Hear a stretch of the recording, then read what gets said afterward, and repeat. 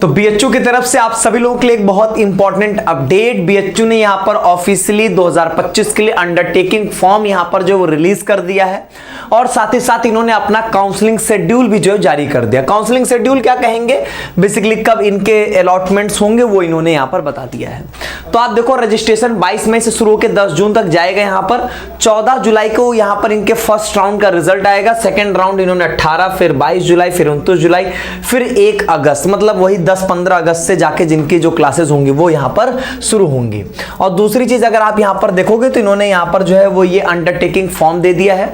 इस undertaking form में अगर आप यहां पर देखोगे तो क्या क्या चीजें हैं, कैसे भरनी है।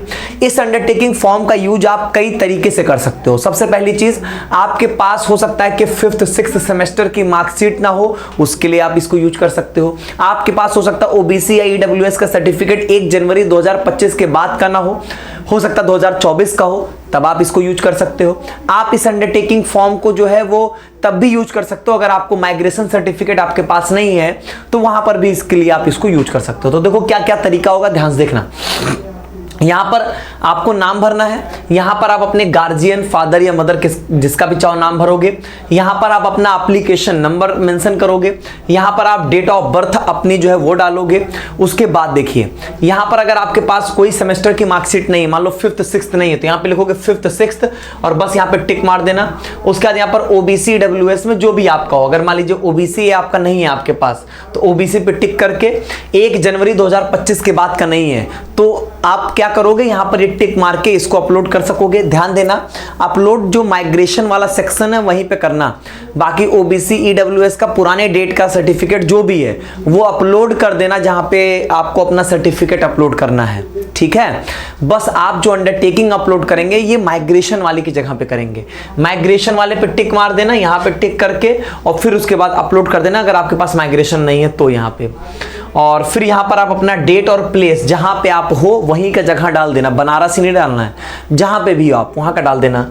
और फिर यहां पर आप अपनी सिग्नेचर जो है वो कर दीजिएगा और फिर आप इसको यहां पर अपलोड कर सकेंगे। जहां पर अंडरटेकिंग बोला है माइग्रेशन का अपलोड करने के लिए वहां पर ही अपलोड करिएगा। या दूसरी चीज, माइग्रेशन है आपके पास, आपको अपने कास्ट सर्टिफिकेट ओबीसी या ईडब्ल्यूएस के लिए अंडरटेकिंग की जरूरत है इन केस, तो आप क्या करोगे कि जो आप अपना पुरानी डेट वाला ओबीसी का सर्टिफिकेट अपलोड करोगे ना, उसी के साथ ये वाला जो पेज होगा इसको मर्ज कर देना, मतलब दोनों का पीडीएफ मर्ज करके अपलोड कर देना वहां पे। मान लीजिए कि आपको ऐसा है कि सिर्फ इसको यूज करना है 5th और 6th सेमेस्टर की मार्कशीट्स के लिए, तो आप क्या करोगे, आपके पास मान लो 4 सेमेस्टर तक की मार्कशीट्स हैं और 4 सेमेस्टर तक की मार्कशीट, और फिर उसके बाद आप क्या अपलोड कर दोगे, यही वाला अंडरटेकिंग कि हमारे पास 4 तक है, 5वें और 6वें के लिए हम अंडरटेकिंग दे रहे हैं। हमारे पास ओबीसी है पुराने डेट का, हम जो है वो नए डेट के लिए अंडरटेकिंग दे रहे हैं। तो दोनों चीजें मर्ज करके अपलोड कर दोगे तो ये आपके लिए ज्यादा बेस्ट रहेगा, ठीक है। तो ये है ओवरऑल बातचीत आपकी।